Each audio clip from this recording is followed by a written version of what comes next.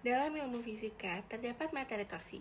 Dalam torsi itu terdapat jenis gerak, jenis kesetimbangan, katrol, energi daya usaha, teori massa energi, gaya konservatif, momentum linear, jenis tumbukan, impuls, momentum sudut, impuls angular. Assalamualaikum warahmatullahi wabarakatuh. Tabi pun, perkenalkan nama saya Talita Neva Sadira. Apa kabar teman-teman semua? Kali ini kita akan belajar dan mengerjakan latihan soal mengenai torsi. Tapi sebelum kita memulai pembahasannya, alangkah baiknya kita berdoa terlebih dahulu. Berdoa dimulai. Komponen yang membuat sistem atau objek berotasi adalah komponen vektor yang disebut torsi atau torka. Torsi merupakan suatu besaran vektor yang bertanggung jawab atas rotasinya sistem. Biasanya, torsi dilambangkan dengan notasi yang dibaca tau. Arah dari vektor torsi analog dengan arah dari kecepatan angular yang mengikuti kaidah tangan kanan. Berikut contoh gambar.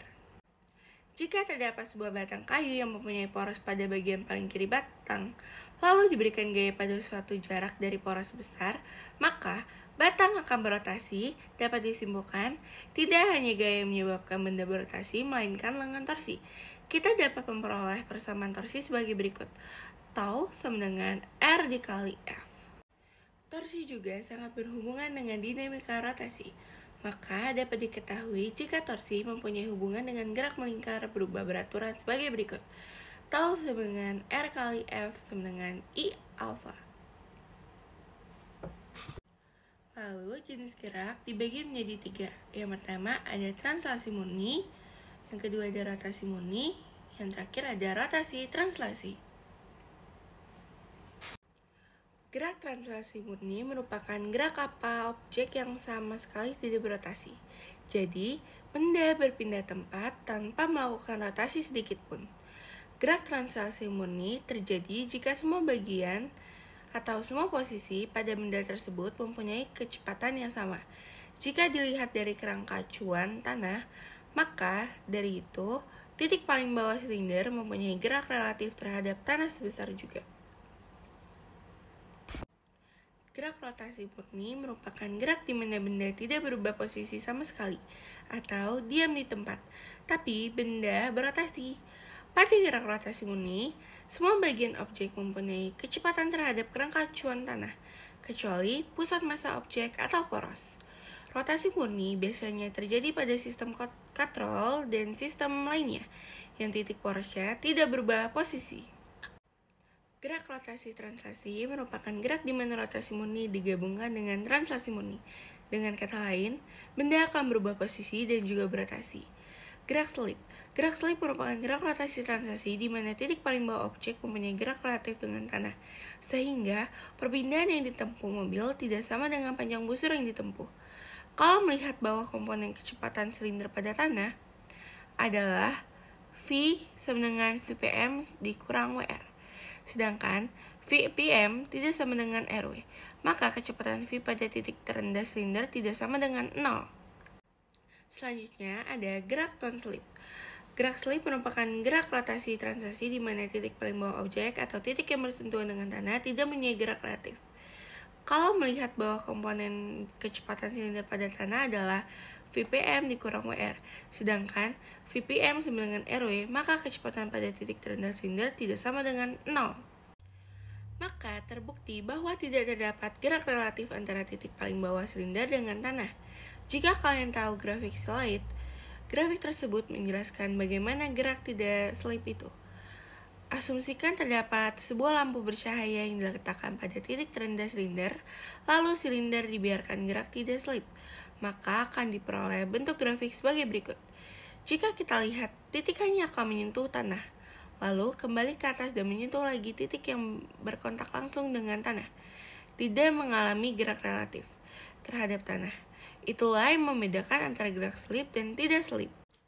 Kesetimbangan equilibrium adalah kesetimbangan yang merupakan suatu kondisi di mana resultan gaya bekerja pada benda sama dengan 0.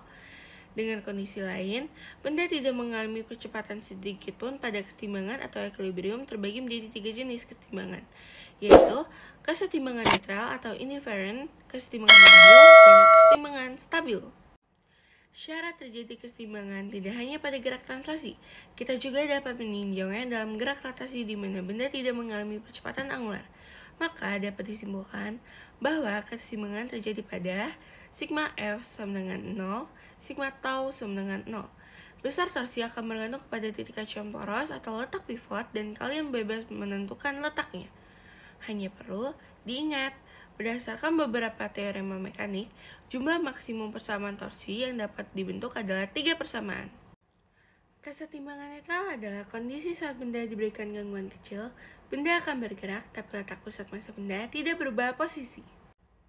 Kesetimbangan labil merupakan kondisi di mana benda saat diberikan gangguan kecil, benda tidak dapat kembali ke posisi awal. Kesetimbangan stabil merupakan kondisi di mana benda saat diberikan gangguan kecil, benda dapat kembali ke posisi awal. Biasanya, katrol berbentuk silinder pejal dengan suatu radius dan massa tertentu. Katrol licin atau katrol tidak bermassa ialah pada kondisi ini maka dipastikan katrol tidak berputar, sehingga tegangan tali sama untuk bagian kiri dan kanan katrol. Katrol bermassa atau katrol kasar. Pada kondisi ini maka dipastikan katrol berputar sehingga tegangan tali untuk bagian kanan dan kiri berbeda. Jelas berbeda karena jika nilai tegangan talinya sama, maka katrol tidak berputar. Banyak sekali bentuk energi, salah satunya energi kinetik. Energi kinetik adalah energi yang dimiliki oleh benda yang sedang bergerak.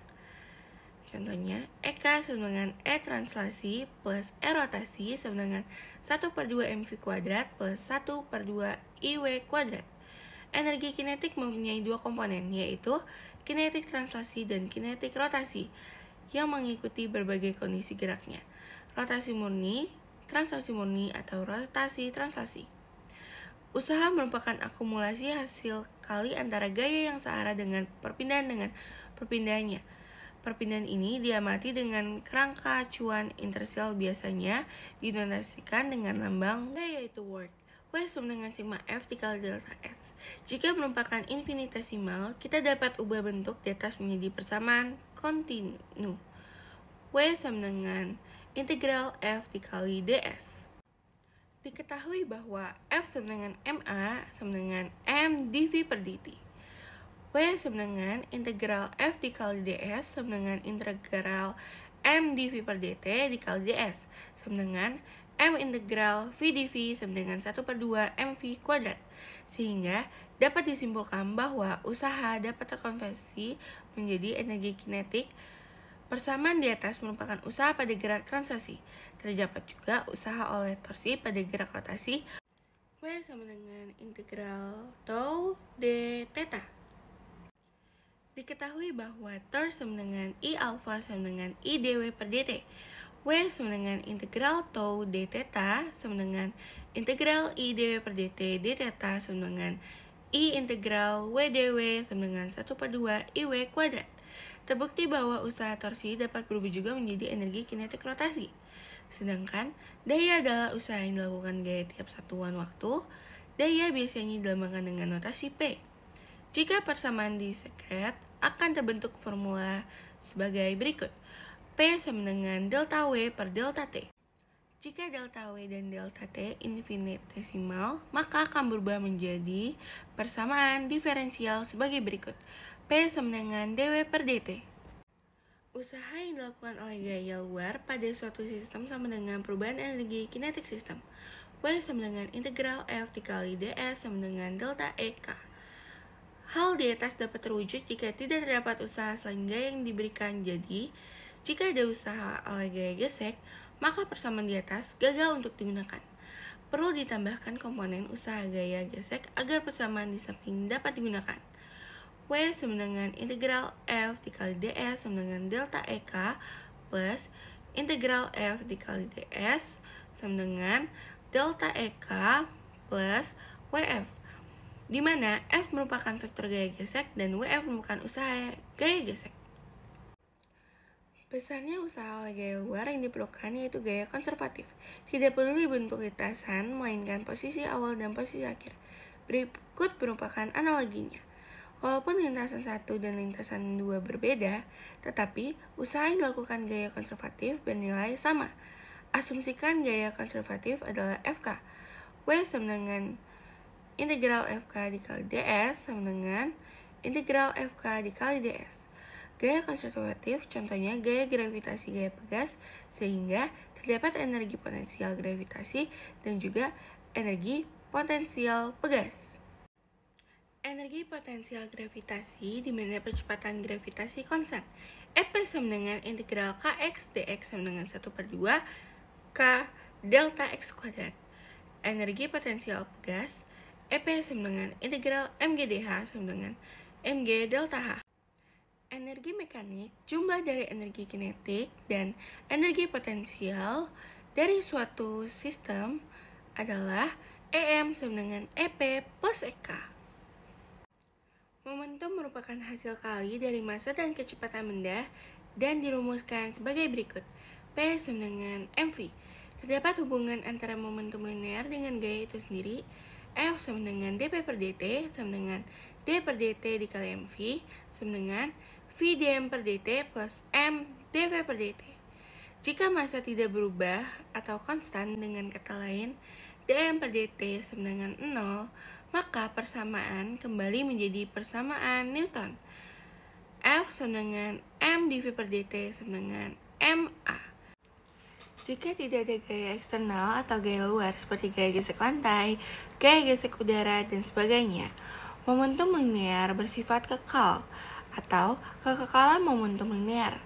Dapat juga dibuktikan dari persamaan matematikanya. F sama dengan 0 sama dengan dp per dt. Sesuatu hasil diferensial yang bernilai 0, maka variabel tersebut bersifat konstan.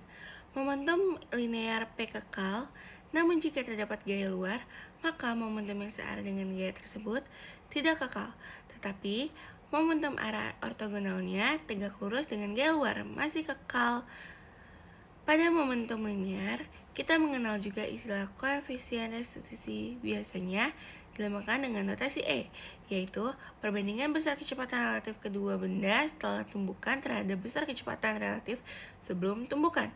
Berikut merupakan persamaan koefisien restitusi. E sama dengan V2 min V1 per V2 min V1.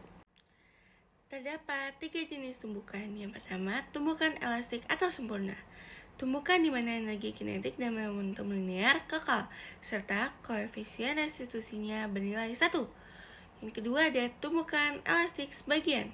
Tumbukan di mana energi kinetik tidak dapat kekal dan momentum linear kekal, serta koefisien restitusi berada pada jangkauan O lebih kecil sama dengan E lebih kecil 1. Tumbukan non-elastik atau plastis.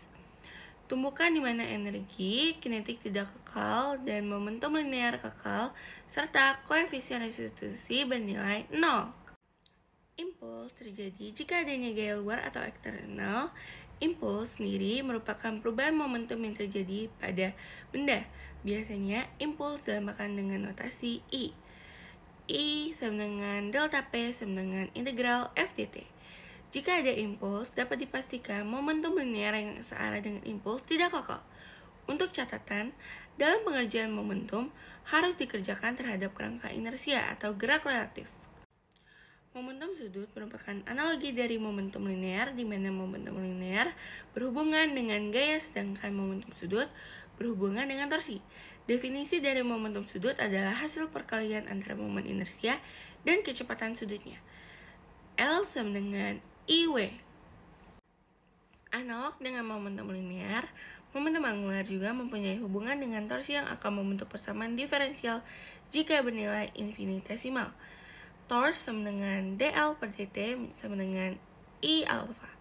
Perlu diketahui dari persamaan diferensial di atas, momentum angular akan bersifat kekal jika tidak ada torsi dari luar. Torsi eksternal terbukti dari persamaan di atas, torsi sama dengan 0 sama dengan dl per dt. Variabel yang diturunkan terhadap suatu parameter dan bernilai 0, maka variabel tersebut konstan terhadap parameter tersebut.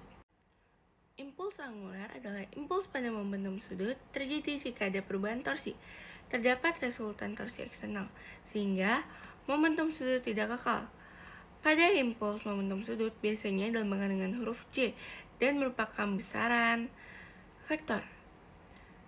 C sama dengan delta L integral torch dt. Impuls yang paling sering untuk kasus momentum sudut adalah impuls akibat gaya gesek dan juga akibat tumbukan tertentu dari benda yang kasar. Dalam kekalahan momentum sudut, menentukan acuan poros sangatlah penting, terutama untuk mempermudah kita dalam menyelesaikan soal. Nah, berdasarkan materi dan rumusan yang di atas, mari kita latihan soal ya. Untuk nomor 1, 2, dan 3, terdapat sebuah susunan benda beragam yang terletak pada dua lingkaran licin berjari-jari. Massa persatuan luas benda yang tersusun homogen yaitu dan membuat sudut sebesar terhadap dua lingkaran di bawahnya. Asumsikan lingkaran di bawah hampir menyentuh lingkaran yang lainnya. Untuk nomor 1, tentukan besar gaya F agar sistem statik. Jadi jawabannya, perhatikan benda diagram bebas di bawah ini. Tinjau lingkaran atau sumbu X, N cos theta sama dengan F. Tinjau segitiga atau sumbu Y, 2N sin theta sama dengan MG. Dengan informasi di atas, kita mengetahui bahwa luas segitiga sebesar A 1/2 L kuadrat sin 2 theta, maka massa total segitiga adalah M sigma A sama dengan sigma 1/2 L kuadrat sin 2 theta. Dari persamaan gaya pada segitiga akan didapatkan 2N sin theta sama dengan MG. 2N sin theta sama dengan sigma 1/2 L kuadrat sin 2 theta G sama dengan N sama dengan sigma L kuadrat cos theta G per 2. Maka gaya yang diberikan adalah F sama dengan N cos theta sama dengan sigma GL kuadrat cos kuadrat theta per 2. Jadi jawabannya A. Selanjutnya, soal yang kedua, tentukan besar gaya F agar sistem statik. Jadi jawabannya, perhatikan diagram benda bebas di bawah ini. Tinjau lingkaran sumbu X sama dengan N cos theta sama dengan F. Tinjau segi 4 sumbu Y sama dengan 2N sin theta sama dengan MG. Dengan informasi di atas, kita mengetahui bahwa luas segi 4 dengan panjang L dan lebar 2R 1 min cos theta adalah A sama dengan 2LR R min cos theta. Maka massa total segi 4 adalah M sama dengan sigma A sama dengan sigma 2LR 1 min cos theta. Dari persamaan gaya pada segi 4 akan didapatkan 2N sin theta sama dengan MG. 2N sin theta sama dengan sigma 2LR 1 min cos theta kali G. N sama dengan sigma LR 1 min cos theta kali G per sin theta. Maka gaya yang diberikan adalah F sama dengan N cos theta sama dengan sigma GRL 1 min cos theta dikali cos theta per sin theta. Jadi jawabannya adalah C. Soal nomor 3, tentukan besar gaya F agar sistem statik. Jawaban nomor 3 adalah perhatikan diagram benda bebas di bawah ini. Tinjau lingkaran besar atau sumbu X, N cos theta sama dengan F. Tinjau lingkaran kecil atau sumbu Y adalah 2N sin theta sama dengan MG. Dengan informasi di atas, kita mengetahui bahwa luas lingkaran kecil dengan besar jari-jari R kecil sama dengan R besar atau sec theta min 1 adalah A besar sama dengan VR kuadrat dikali sec theta min 1 kuadrat. Maka massa total lingkaran kecil adalah M sama dengan sigma A besar dikali sigma VR kuadrat dikali sec theta min 1 kuadrat. Dari persamaan gaya pada lingkaran akan didapatkan 2 sin theta sama dengan MG. 2N sin theta sama dengan sigma VR kuadrat dikali sec theta min 1 kuadrat dikali G. N sama dengan sigma VR kuadrat dikali 1 min cos theta kuadrat dikali G per 2 sin theta cos theta. Maka gaya yang diberikan adalah F sama dengan N cos theta sama dengan sigma G VR kuadrat dikali 1 min cos kuadrat per sin 2 theta. Jadi jawabannya yang E. Untuk nomor 4 dan 5, dua buah manik-manik dengan massa terletak di atas puncak cincin bermassa yang licin dan berjari-jari. Manik-manik diberi gangguan kecil sehingga muncul ke bawah, satu ke kiri dan satunya ke kanan. Terdapat suatu kondisi di mana saat posisi kedua manik-manik membentuk sudut terhadap garis vertikal, cincin atau hop akan loncat dari lantai. Tentukan sudut theta agar cincin tidak loncat. Cincin akan bergerak karena gaya kontak yang diberikan oleh manik-manik. Perhatikan diagram benda bebas di bawah ini. Asumsikan sudut antara gaya normal dan gaya berat sebesar theta. Tinjau manik-manik N plus mg cos theta mv kuadrat per x. Tinjau cincin 2n cos theta min mg plus nl sama dengan 0. Cincin tidak akan loncat jika n lebih besar sama dengan 0. mg lebih besar sama dengan 2n cos theta. EI sama dengan EF. mgr kali 1 min cos theta sama dengan 1 per 2 mv kuadrat. Persamaannya, yang pertama ada M plus mg cos theta sama dengan mv kuadrat per r. Yang kedua, mg lebih besar sama dengan 2n cos theta. Yang ketiga, mgr dikali 1 min cos theta sama dengan 1 per 2 mv kuadrat. Mencari nilai m dengan persamaan di atas, m lebih besar sama dengan 4m cos theta min 6m cos kuadrat theta. Kita akan mencari nilai M per M maksimum yang syaratnya memenuhi. dm per dt sama dengan 0. dm per dt sama dengan 0 lebih besar sama dengan min 4 sin theta plus 12 sin theta cos theta sama dengan cos theta lebih kecil sama dengan 1 per 3. Jadi jawabannya yang A. Tentukan M per M agar cincin tidak loncat. Jadi jawabannya sesuai persamaan sebelumnya. M lebih besar sama dengan 4M cos theta min 6M cos kuadrat theta. M per M lebih kecil sama dengan 1 per 4 cos theta min 6 cos kuadrat theta sama dengan 1 per 4 kali 1 per 3 min 6 kali 1 per 3 kuadrat sama dengan 3 per 2. Jadi jawabannya yang A. Untuk nomor 678, terdapat sebuah sistem seperti gambar di bawah ini. Diketahui, semua objek berbentuk silinder dan pejal. Asumsikan tali tidak deformasi dan silinder satu tidak selip terhadap lantai dan kontrol mempunyai massa. Tentukan percepatan silinder satu terhadap kerangka inersial. Diagram bebas di bawah ini. Dalam mengerjakan sistem ini, akan diberikan notasi untuk setiap percepatan, dikarenakan banyaknya jenis percepatan yang ada. A1G merupakan percepatan S1 terhadap tanah. AT merupakan percepatan tali terhadap tanah. A3G merupakan percepatan M3 terhadap tanah. A3T merupakan percepatan MG terhadap tali. Tinjau benda M1. Persamaan translasi T1 plus F sama dengan M1A1G. Persamaan rotasi T1 min F dikali R1 sama dengan 1 per 2 M1 R21 A1. Hubungan percepatan alfa 1 R1 sama dengan A1G. Tinjau benda M2. Persamaan rotasi T2 min T1 dikali R2 sama dengan 1 per 2 M2 R kuadrat 2 alfa 2. Hubungan percepatan alfa 2 R2 sama dengan AT sama dengan 2A1G. Tinjau benda M3, persamaan translasi atau kerangka inersialnya M3G min T2 sama dengan M3 A3G. Persamaan rotasi T2 R3 sama dengan 1 per 2 M3 R kuadrat 3 alfa 3.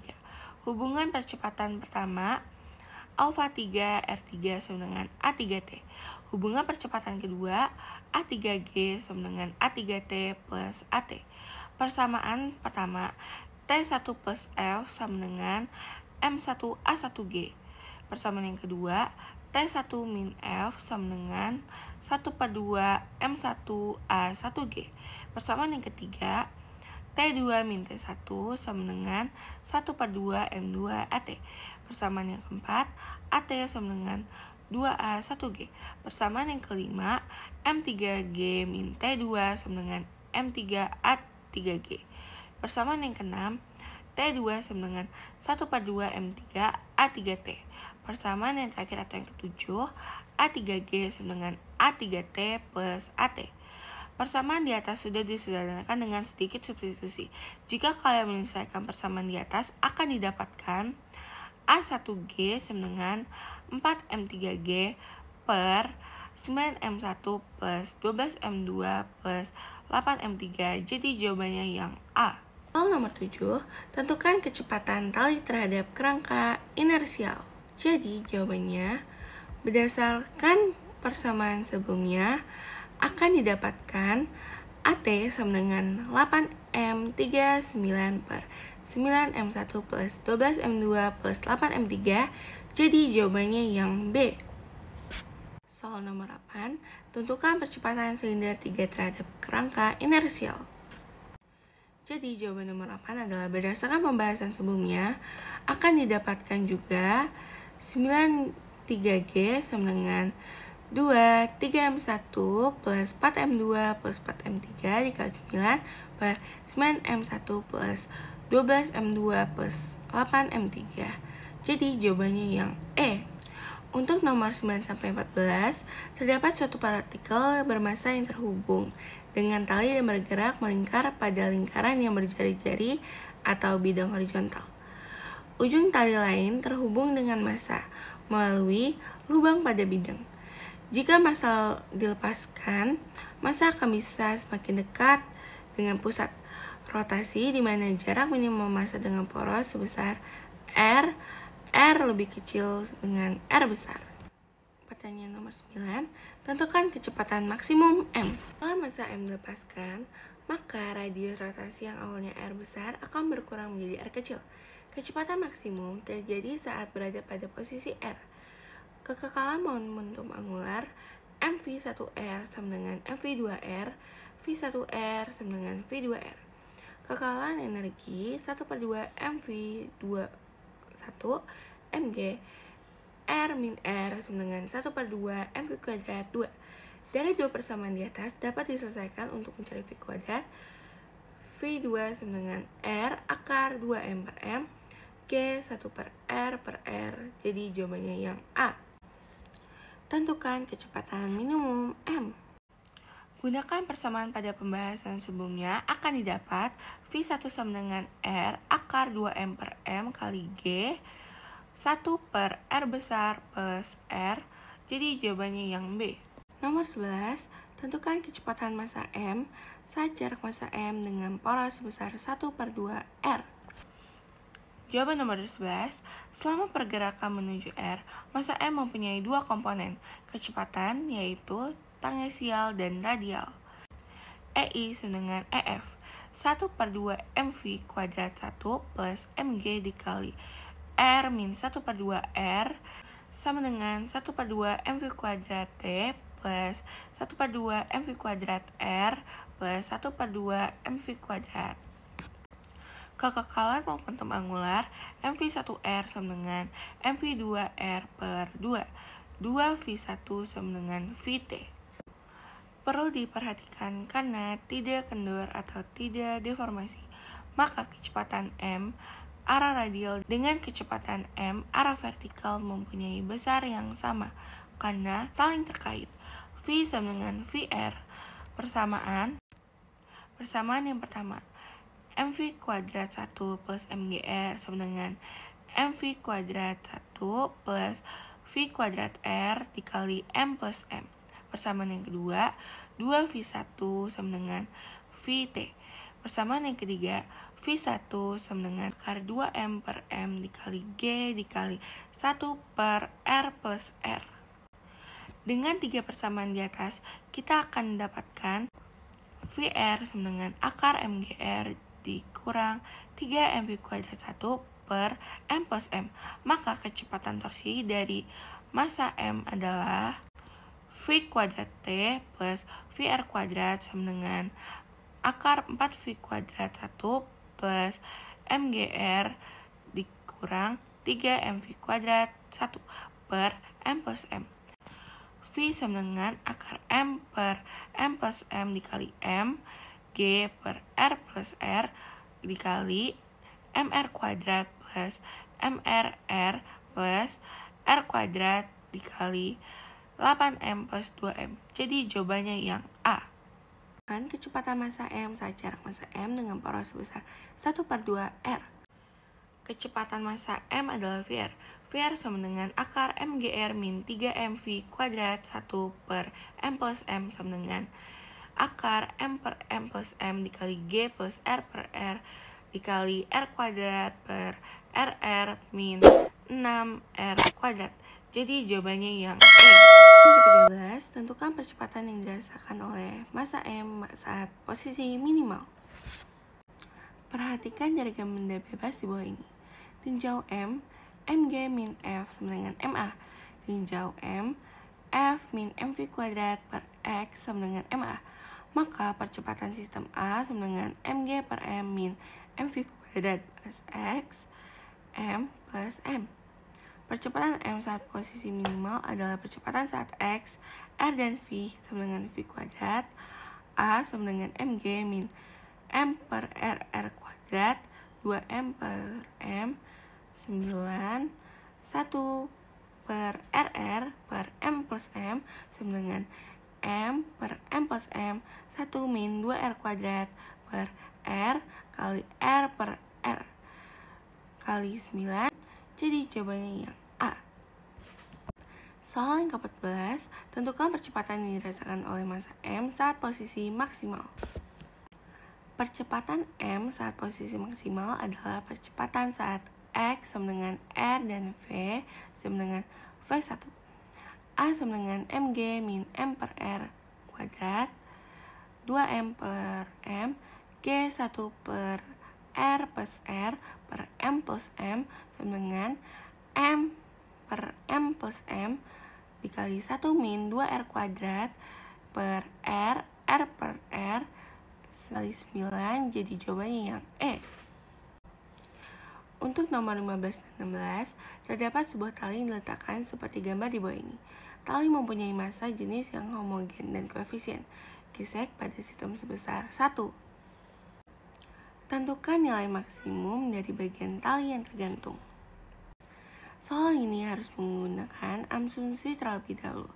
Asumsinya berupa tali yang menggantung merupakan alfa bagian dari tali di mana 0 lebih kecil dari alfa lebih kecil dari 1 dan yang menempel pada lantai juga bagian dari tali sebesar 1 min alfa. Perhatikan gambar di bawah ini. Anggap massa total tali adalah M.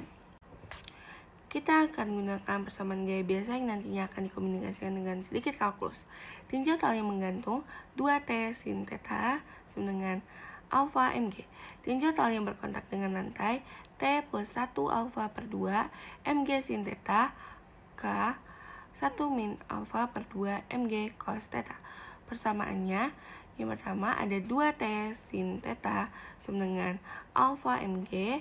Yang kedua ada T plus 1 min alfa per 2 Mg sin theta sama dengan H1 min alfa per 2 Mg cos theta.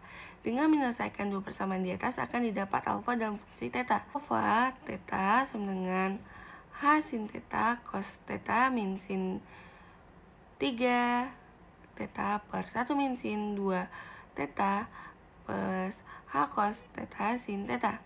Agar fraksi bagian yang menggantung, maka syarat d alfa per del theta sama dengan 0 harus terpenuhi sebelumnya. Sederhanakan persamaan sebelumnya di mana H sama dengan 1. Alfa 0 sama dengan sin theta cos theta min sin pangkat 3 theta per 1 min sin kuadrat theta plus cos theta sin theta.